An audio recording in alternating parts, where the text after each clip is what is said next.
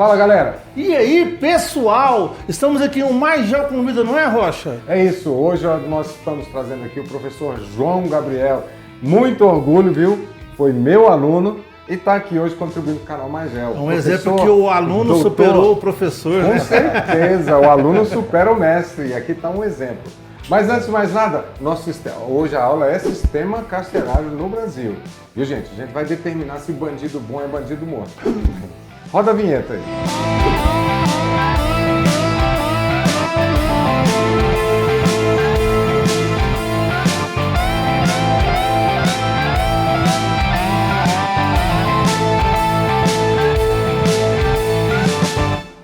Então, pessoal, estamos aqui com o professor João Gabriel. Eu queria que você falasse um pouco de você primeiro, João Gabriel, para que esse pessoal entenda o gabarito do nosso Mais Gel com Vida hoje.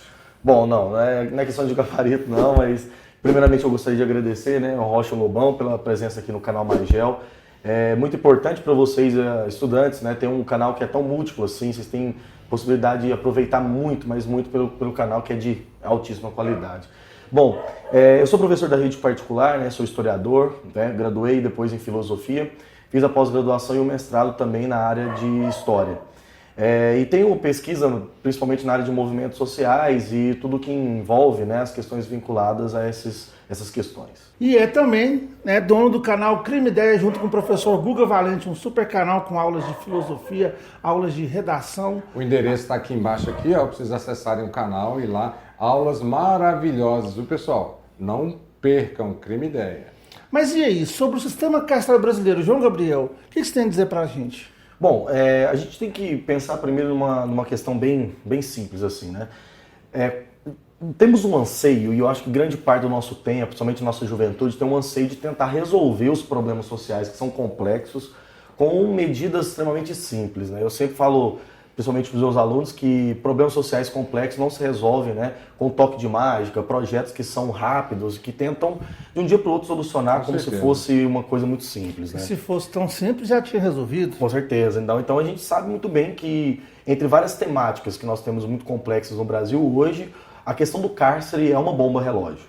Por que é uma bomba relógio? Além dela estar sendo estourada já há bastante tempo, principalmente nos últimos 20 anos, o Brasil ele caminha passos largos para uma grande barbárie, né? Se é que ela já não acontece dentro das cadeias brasileiras, a um nível assim, muito maior do que a gente até imagina. Por exemplo, né, uma das armadilhas do nosso imediatismo, dessa tentativa de resolver, né, esses problemas sociais de maneira rápida, é justamente entender que os problemas sociais eles devem ser pensados a curto, médio e longo prazo, né? É óbvio que hoje nós temos inúmeras questões preocupantes sobre a questão carcerária a curto prazo, que são emergenciais. Uma delas, por exemplo, é a questão da superlotação, né? Mas olha o problema do imediatismo, né? Quando a gente pensa em superlotação, o que falta é vaga. Então vamos abrir mais vagas logo para resolver o problema. A questão não é essa. Porque uma questão a longo prazo é um problema sério que o Brasil tem, que é chamado de cultura do encarceramento. Mas aí, você está falando de cultura do encarceramento e tem gente que fala que ninguém vai preso, que bandido fica solto, né? Então, será que realmente isso é verdade? Então, é o que eu vou fazer durante a aula, eu quero tentar desmistificar isso para vocês, que nós temos uma frase, geralmente, que se fala muito, o Brasil é o país da impunidade. Mentira. Será? Mentira. O Brasil é um país da punidade ou da punição seletiva. E aí nós vamos né? colocar algumas questões vinculadas. Também os primeiros de maior número de pessoas encarceradas, não é isso? Perfeitamente. O Brasil hoje é a terceira maior população carcerária, já se consolidou. Tem político hoje que acha que todos os bandidos que estão na cadeia são estupradores, assassinos, né, que são assaltantes. E será que realmente isso é verdade? Então, e aí eu vou mostrar para vocês justamente o seguinte, que o número, na verdade, de pessoas presas no Brasil, ele cresce, principalmente nos 10 primeiros países, de maneira tão grande que o Brasil é o único país que cresce atualmente em níveis a mais de 15% ao ano, né, a população carcerária. Então, assim, como eu estava falando, um problema a curto prazo, né? Ok, a questão, por exemplo, da superlotação. Mas a cultura do encarceramento é uma cultura que ela não se resolve simplesmente com uma medida de ampliação de vagas. Como, por exemplo, problemas vinculados à saúde pública, né? As cadeias brasileiras têm um problema seríssimo de saúde pública, epidemias e mais epidemias de doenças, que, ao que me parece, seriam doenças do século XIX, até mesmo tuberculose, ataca novamente as cadeias. Doenças sexualmente transmissíveis e tudo que, né, tem problema vinculado a isso. E na contrapartida disso, né, professor, a gente vê principalmente na internet, pessoas postando coisas se sentindo indignada quando o governo decide vacinar primeiro os presidiários. Olha outro problema cultural que nós temos, né? Existe uma noção brasileira, e não só brasileira, mas também em outros países, da noção de desumanização, por exemplo, de alguém que comete um ato infracional, um crime, alguma coisa desse nível. Tende-se a dar um olhar... Sofrer, né? Não tende a se dar aquele olhar do bandido. Bandido, abre aspas, uma categoria, né? Parece que monstruosa de alguém, por exemplo, que não deve de fato nem viver, né? E o quanto mais sofrer, né, seria melhor. Isso é um problema sério, porque grande parte da população civil brasileira, ela não dá, por exemplo, nenhuma condição de apoio ou pressão governamental a respeito dessas mudanças para tentar humanizar o sistema prisional. Por quê? Eu vou ressaltar uma coisa. Independente de posição política, uma coisa é muito comum, muito séria. A cadeia brasileira é falida. A essência dela e o sistema de percussão penal que o Brasil tem, né, que é um sistema progressivo penal que o Brasil adota. Fala que o preso é um reeducando, mas na verdade ele vai piorar, né?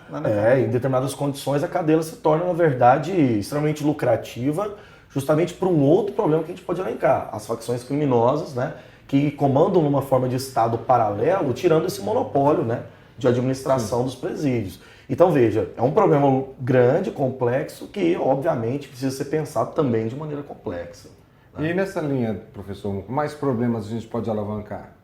Bom, a gente pode também pensar, né, a respeito. Hoje, o grau de reincidência, né, da população prisional brasileira é muito grande.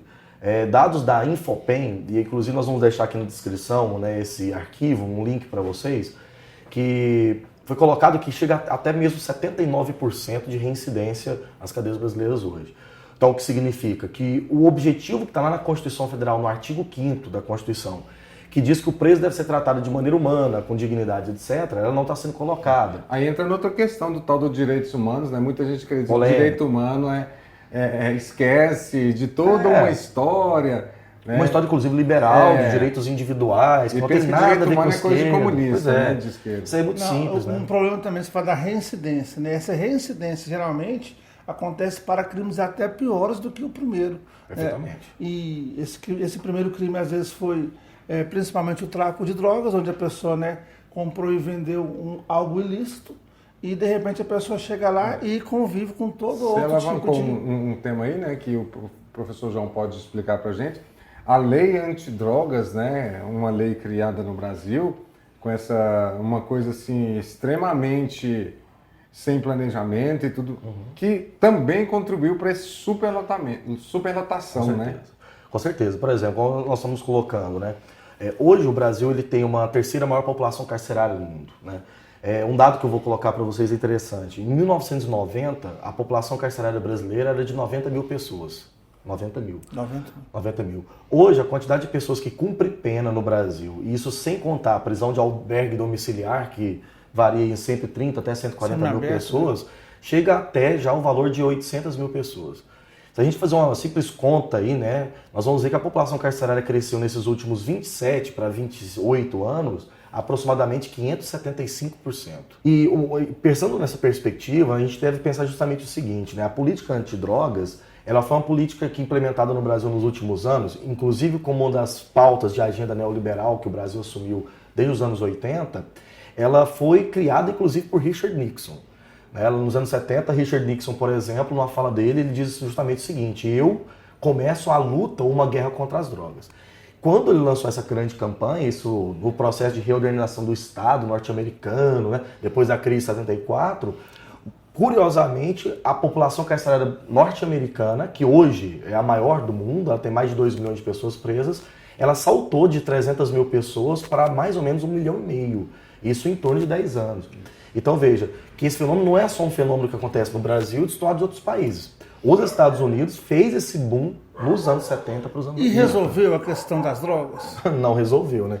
A gente sabe muito bem disso que, aliás, dos anos 80 para cá, apareceu mais de 100 tipos de drogas novas no mundo, que são criminalizadas, obviamente, então elas vivem circulando conforme tráfico. Então... E essa questão, como você colocou muito bem aí, nos anos 90, com a chegada do neoliberalismo na realidade em alguns países, né, ela é fruto também da geopolítica internacional, pois nos anos 90, no início dos anos 90 dá a impressão, muitos muitos estudiosos dizem que foi o fim da história, que os Estados Unidos não haveria mais inimigo. Então, já imaginaram os Estados Unidos sem inimigo no mundo? Como é que ele vai poder interferir? Então, nos anos 90, como não tinha mais o comunismo, né, o próprio Estados Unidos cria ele torna as drogas o inimigo dele no mundo. Com né? certeza. E vem até o Plano Colômbia para agir sobre aqui a América Combate às do Sul, drogas, né? combate às drogas. Com bases militares, com treinamento do exército colombiano, e também teve combate às drogas dos Estados Unidos no Afeganistão, né, da papoula, né, da heroína. Com certeza, não, e é curioso, né, que essa noção de que os Estados Unidos faz uma política antidrogas internacionais, isso é meio errado, porque os grandes cartéis de produção de droga, principalmente colombianos, eles se desenvolveram com o público norte-americano, na sociedade norte-americana. Com certeza. Então, não sabe muito bem que Pablo Escobar, por exemplo, nos anos 90, ele constrói seu grande império econômico justamente com os Estados Unidos, na região da Flórida. Agora, eu gostaria até de indicar para vocês também a leitura de um livro, né, de um sociólogo norte-americano chamado Louis Wacquan, que se chama, né, o título do livro especificamente, como Punir os Pobres. Esse livro dele é formidável, porque ele é um dos maiores pesquisadores hoje, né, sobre o assunto de política internacional criminal, e ele vai justamente discutir assim, como que os Estados Unidos criou o que ele chama de braço direito do Estado, que se desmantela, que seria justamente o estado de bem-estar social que é desmantelado, e ao mesmo tempo você substitui para um estado penal. E esse conceito é formidável, porque o que é o estado penal? Porque ao invés de você garantir um estado, né, que dá acesso à educação, que garante as condições bem mínimas e básicas, né, você tem um estado agora que ele retira isso, cria um processo lento e gradual de privatização e depois pune. E pune, porque, obviamente, né, as pessoas em condições de subalternidade vão procurar uma outra forma na criminalidade de sobrevivência. Posteriormente... Vale salientar, então, que esse combate às drogas que está sendo feito no Brasil, né, de estado penal, não tem resolvido a questão nem das drogas e nem da violência urbana, aumentando a população carcerária de uma forma exponencial, população essa que entra lá e que tem convívio com outros tipos de crime a não ser as drogas, amplifica esse seu processo e quando sai fazem cada vez pior. Lembrando que a pessoa está presa, mas uma hora ele vai sair. Se ela continuar sendo presa de uma maneira desumana e aprendendo tudo quanto é tipo de crime, né, essa violência vai aumentar ainda mais. E aí, o que você propõe para poder solucionar essa questão carcerária? Perfeito. Uma coisa que eu queria mostrar um dado e já fazer essa proposta. Veja só. Nos dados dessa Infopen de 2016, coloca que hoje o Brasil ele tem 40%, né, dessa população carcerária, com quase 800 mil pessoas, que estão presas sem condenação. O que significa? São pessoas, então, que estão naquela morosidade do nosso sistema judiciário, aguardando julgamento, que pode chegar no máximo, pela lei, a 6 meses, né? Então, período de 180 muito dias. Mais, né? Então, a gente tem relatos de pessoas que passam mais de 10 anos esperando esse julgamento. E quando, às vezes, sai o julgamento, já não tem mais prova alguma coisa, né, que factua o crime, a pessoa ela é liberada. Só que o problema, né, como ela vai ser reinserida numa sociedade onde o grau de preconceito, ao mesmo tempo, a forma de inserção não é feita. Então, uma das questões que a gente deve pensar sempre disso, né? Um processo de celeridade, certo? Do processo judiciário a curto prazo para que se resolva o problema dessa superlotação. Pensando nessas propostas, uma delas, eu acho que é urgente, né? É pensar uma remodelação do sistema carcerário brasileiro, que discute, por exemplo, as questões vinculadas à droga, não à criminalidade, mas sim à saúde pública. Isso é um fator fundamental. Por exemplo, a quantidade de pessoas presas no Brasil hoje, se a gente pegar alguns dados que estão aqui, que eu tenho aqui em mãos, é mais ou menos o seguinte, pessoas que são presas no Brasil. Primeiro grande núcleo, 26% da população carcerária presa por tráfico. Ou seja, pensar, na verdade, qual medida, o que é tráfico no Brasil. Porque a gente sabe muito bem que a lei antidrogas, ela não tipifica a diferença clara e evidente entre o usuário e o traficante. Inclusive, o modo de portar a droga no Brasil pode ser colocado um usuário com a condição de traficante, já que grande parte dessa população é usuário, certo? Outra questão, veja só, quadrilha ou bando, roubo e furto. Tá vendo que são crimes contra a propriedade? Então não são crimes de origem, por exemplo, contra a pessoa, que a lei tipifica esses dois tipos de criminalidade, né? Crime contra a propriedade, contra a pessoa. Nós estamos falando que mais de 70% das pessoas presas no Brasil cometem crimes por características econômicas. Ou seja, grande parte vem, né, de uma classe subalterna, grupos de trabalhadores, ou o que nós chamamos de lumpenproletários, pessoas que estão à margem, né, da condição do trabalho, etc.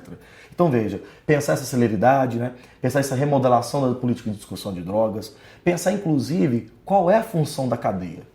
Qual é a função da cadeia? Por exemplo, no Brasil, o que diz a lei é uma coisa, o que diz a teoria é outra. A lei é muito bonita, né, inclusive. Claro, a lei garante um conjunto de medidas às populações presas que gera dignidade. O problema é como que esses indivíduos ali dentro estão. E a própria mídia divulga como sendo privilégios, né? Quando a gente viu recentemente grandes empresários presos, eles ocuparam celas que tinham banheiro, que tinha toda uma estrutura física que todas as pessoas deveriam ter. Claro. O que eles não tiveram privilégios, eles tiveram a sua dignidade como preso respeitado. Com certeza. Por exemplo, a gente nunca pode esquecer de um problema que já, desde os anos 90, alarmava o Brasil muito, né? O massacre do Carandiru, né, no começo dos anos 90, ele foi simplesmente uma das coisas que mais abriu esse olhar, principalmente de algumas entidades internacionais, para a questão do presídio no Brasil. E olha que nós estamos falando de algo que já tem 25 anos, né? Vai completar agora, né, 25 anos. Então vamos imaginar, o problema do massacre do Carandiru, 111 pessoas, foi provado isso, foram assassinadas, foram executadas, né?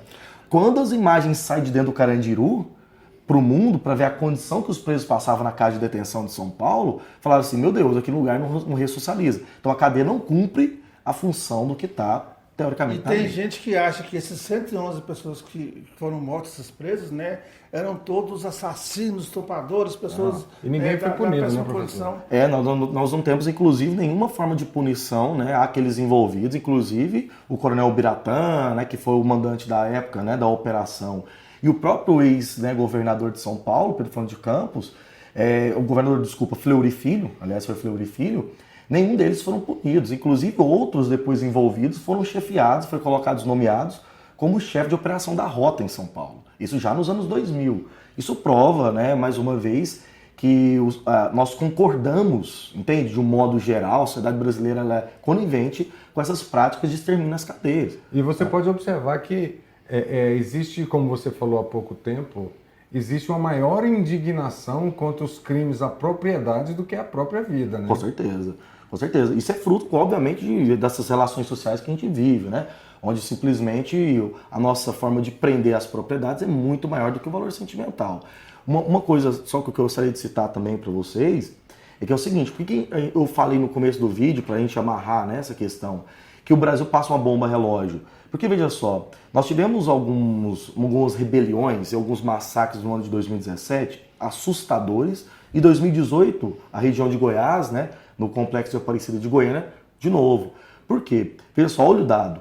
Em 2016, a quantidade de pessoas assassinadas nas cadeias brasileiras, Rocha, durante todo o ano, foi de 133 pessoas, certo? A quantidade de pessoas assassinadas somente nos 15 primeiros dias de 2017, ou seja, de 1º a 15 de janeiro, foi aproximadamente 120. Ou seja, né, o número de um mês já superaria todo o ano de 2016. Então, pensando assim, se a gente for jogar uma progressão, né, mínima na matemática, a gente veria que a população carcerária brasileira teria morrido assassinada 3 mil pessoas, mais ou menos em 2017. Né? Então, olha só, ninguém que gosta de bandido, ninguém que gosta de pessoas que cometem erros, mal, a gente acha que a sociedade tem realmente que punir essas pessoas, porém, a gente tem que pensar o seguinte, que qual que é o crime que deve ser levado em consideração para a punição essa maior ou menor. Outra coisa, a gente tem que pensar que essa pessoa que vai para a cadeia, se ela tiver essa condição subhumana e se ela perder toda e qualquer noção de sociedade, quando ela retornar para cá, ela vai retornar ainda pior. E se a gente está insatisfeito com essa violência agora, ela vai só aumentar. Então, em parte, esse sistema carcerário, que é cada vez mais cruel, ele tem um efeito muito violento fora. Porque você vai ter uma quantidade de pessoas que depois vai voltar para as ruas cada vez pior e sem o quê? E sem nenhuma organização. E isso pode gerar cada vez mais violência na cidade. Mais alguma coisa que você quer acrescentar, professor João? Não, eu só gostaria de ressaltar para você, aluno, para você, principalmente jovem, né, que eu acho que tem uma juventude inteira para poder pensar o mundo de maneira mais complexa, que Quando a gente vai pensar a questão carcerária e outros problemas que envolvem política de drogas, né, a questão da quantidade, por exemplo, de desigualdade que o Brasil possui, uma coisa que eu gostaria de ressaltar é que vocês pensem sempre de maneira profunda, né? Não caia nas armadilhas do imediatismo e desconfie justamente, né, de informações que não têm base empírica, né? Por exemplo, os dados que eu apresentei aqui para vocês são dados de governo.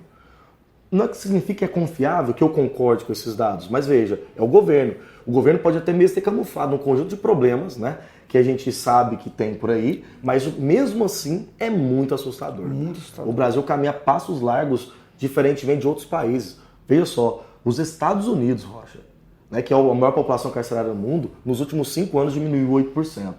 Nos últimos 5 anos o Brasil cresceu 33% a sua população carcerária. É terrível. E esse pessoal que vai fazer prova, eu tenho certeza que vocês vão encontrar esse tema como redações. Se você for fazer mais de uma prova, aliado à questão, né, professor, 50 anos de direitos humanos, né, 1968, 48, melhor dizendo, né, a Declaração Universal dos Direitos Humanos, e o canal Mais Gel traz para vocês, junto com o canal Crime Ideia, esse tema, população carcerária. Veja esse vídeo, compartilhe com os seus amigos, com as pessoas, não só por uma questão de prova, por uma questão de cidadania. E cabeção, para de falar que bandido bom é bandido morto. Para de falar que você vai resolver as coisas com redução da maioridade penal. Estuda um pouco, gente. Quando eu falo em estudar, é só pegar dados, né? Como o professor colocou aqui, a questão para resolver os problemas, ou pelo menos amenizar o que a gente espera, não cai do céu. O seu candidato está falando aí que vai liberar a polícia para matar. Retaguarda jurídica, né? Não, me ajuda, gente, me ajuda. Né, professor João? Realmente. Inclusive, né, porque você tem essas pessoas que estão na cadeia, mas que nem foram julgadas, e de repente, né, pode ser que alguém na sua família seja preso sem ser julgada e sofra todo esse transtorno que a gente está falando aqui. E mais uma vez, acesse o canal Crime Ideia, aulas maravilhosas, sociologia, filosofia, história e dicas de redação e texto com o professor Guga. E mais uma vez, obrigado, professor João. Valeu, Rocha. Eu que agradeço a oportunidade. Muito e obrigado. Estamos aí. Valeu, pessoal. Até abraço. mais, Gel. Até mais. Então, pessoal, antes da gente começar... o cachorro. Viu? O cachorro tem problema comigo aqui. Sua mãe é uma cadela, não adianta você reclamar.